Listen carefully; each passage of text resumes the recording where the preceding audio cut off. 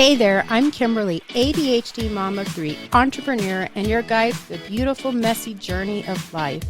If you're a busy mom juggling it all, a woman in business trying to make it work, or just a woman looking for a space to grow and thrive, you're in the right place. This is the podcast where imperfection is celebrated and authentically is everything. Let's get started. Hey everybody, welcome back to Amazing Beautiful You. My name is Kimberly Gonzalez and I'm the host of this gorgeous, wonderful podcast. You guys are probably thinking, where did this lady go? She's dropped off the face of the earth. No, I promise you, I've been around. Life has just taken just a lot of twists and turns of things that I was not planning and not expecting. And I'm so grateful that all these things have happened, because if they hadn't happened, then where would the growth be? So thank you guys for being patient and waiting. I am at my new store, and so I have no idea. We might have some interruptions. We might have people come in. I don't know. This is all a new, this is all a new adventure for me. So thank you again for joining me. So I've been writing in my journal. You guys know I'm a big journaler. And one of the things that we're going to talk about today is change, because I have gone through a substantial amount of change in just such a short time. That's why you're probably thinking, where did she go? No, I still want to do my podcast. I love doing my podcast. I'm working on getting some guests on. But I have been through a lot of change in such a short time. So I just want to talk today about change and why I'm taking my notes because I like to get sidetracked. Why it's healthy and why waiting for God's timing and all of his plans. So thank you guys again for joining me. So change, let's just talk about change. A lot of people do not like change. They see change as a disruption. They see change as just, I guess, challenges to overcome and go through. And change is hard for a lot of people, but for me, I love change. It does take some adjusting to get it. Even though I love it, it's still an adjustment, but I love change because of the growth factor and just that change is needed in life for not only growth, but for just developing who you are, it's just healthy for you. So you don't get comfortable in your own space. You don't get comfortable in your own life, your world. Because when we get too comfortable, that's when things become stale. We get bored. We kind of lose hope of things. But when you have change in your life, it's really healthy for you. So I'm going to read some of my journal. I'm going to go down and talk a little bit about it. So I think I talked a little bit about how, and you guys will like this, I think I talked about it in one of my other episodes, I believe, I'm not sure. How my pastor was talking about like going on the roundabout, like just you're constantly on the roundabout and you're not off, you're not getting off yet. And you're like, oh my goodness, what is going on? Like you're just picture your life as a roundabout. That's the best way he described it. And God has you on that roundabout. And those of you that live in Colorado and other places that are roundabout happy, you guys understand this. So if you do not have roundabouts, it could be a good thing or a bad thing. When my mom comes to visit, it's so funny because she gets so nervous doing these roundabouts here because we have so many of them. So think of your life like a roundabout. Okay. God has you on this journey, or, you're on this journey, and no matter where you are in your journey, and a roundabout, you kind of, just so you know, a roundabout it's round, obviously, and then there's different sections that people can come in. So if I'm coming in and I'm merging, I got to look to my left in the roundabout to see if a car is coming. If a car is coming, obviously I can't go. But if there's no cars coming to the left, then I can merge. I don't have to worry about the person to my right because the person to my right is worrying about me. So it kind of like flows, if that makes sense. So when you are talking about your life and you're on this roundabout, if I'm going on this roundabout, I'm entering in the roundabout, and my life, my journey, things have stayed the same for a while. And so I keep going around and around.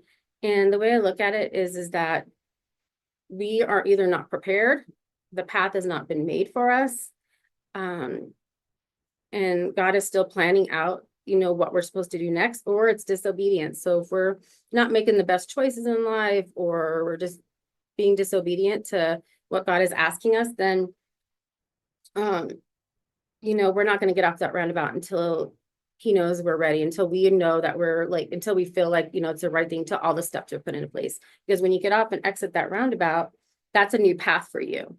And that path has to be laid out and it has to be planned, and, things have to be put in place. So I always feel like when we are trying to rush things, it's not going to happen. Like, we're just going to go back on that roundabout one more time until we're ready, until we get it. So that is just, a journey. So I remember back in January, there is this place in Johnstown, and I had been looking on and off for a building, and just nothing panned out right. Nothing fell into place.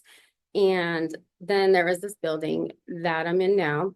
But there's two parts of it. So the door across from me was a room, pretty big room. It's a little bit bigger than I think my space is, the way it's laid out. I think mine's more longer. And it had windows, but it didn't have a front window. And the person that was in this space was a photographer, and I really loved the front window. So I was like, okay, I really need to get a place for me. Having my business at my house, I was just done. I have had it, from owning my cleaning company and then now this business, and I was just ready to have my own space back. So I just kept praying about it. So the space across from me was open, and I went and looked at it, and I was like, okay, I'm excited. I think I jumped to the gun, but it had like a little office space that, had some little windows, and then it opened up to one big room and then another room and then another big room. And the bathroom was all the way in the very, very back. But the way the bathroom was designed was not handicap accessible. And I knew that was one of the things I was like, okay, unless I could figure it out, make a ramp. So I decided to go for it. I said, yes, I'll get the keys. Went home that night. I had the keys in my hand, and I went to go to bed, and I told Mark, my husband, I was like, this doesn't feel right. My stomach is really upset. I just don't feel healthy. Like, something's not right. I don't feel like I'm supposed to have the space right now. And I was like sick, like brutally just sick for the few days. And so my husband, as gracious as he was, went back and, I texted the owner and I was like, hey, I just don't feel like this is the right timing right now. And my husband dropped off the keys, and I just instantly felt better. Like, it was just this breath of fresh air, like I can breathe. And I knew that timing for me to have a building was not the right timing, because I got that feeling in my stomach. It wasn't right. Even though I had wanted it, it's not what God had planned out. So I jumped back on the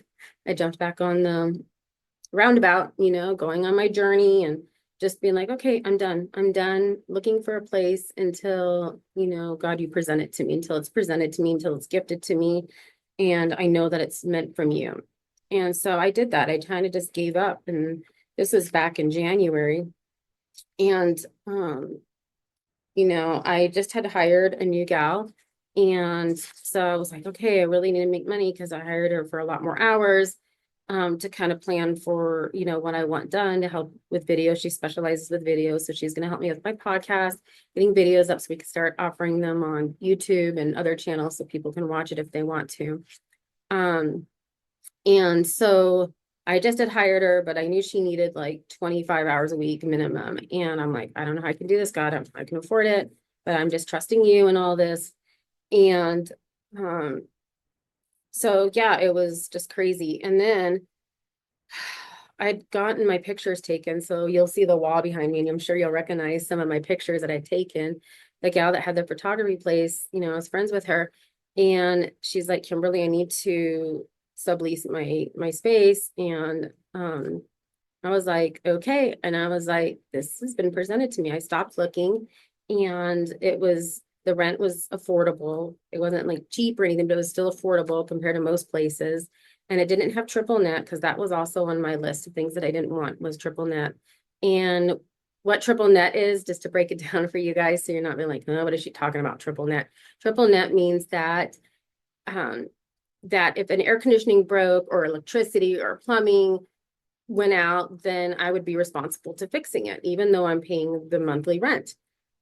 And then I'd be in charge of all the electricity and water on top of that. And I knew that that was a big no-no on my list. I did not want triple net. I wanted to rent from somebody who was a private owner that, would not offer the triple net. So this place, she's like, when she said that, I knew that there wasn't triple net. And the place across from me, actually, the people that took over that spot that I was going to take is actually a salon. So they do hair. And so it was just crazy how everything just worked so smoothly. Like I could not have asked for during this crazy time, like I could have not asked for anything better. Mark and I had already planned to go camping. Like we had it set in stone, like we needed to get away and do one camping trip at least. And so the following day, like I got my keys and signed my lease and I put down 2 months of rent. So that was, close to what, oh my gosh, like $3,500. So that killed me. But I just trusting, this whole process, trusting God in this situation.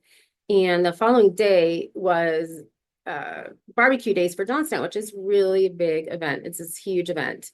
And I'm like, I got to pull stuff together. So we spent, my family and I were here, and we literally spent, hours in here putting stuff together and getting the shop ready and putting product and making cleaner and trying to get everything set up for the barbecue days, because I wasn't sure what to expect. And like the parade comes down this way, like are people going to want to stop in?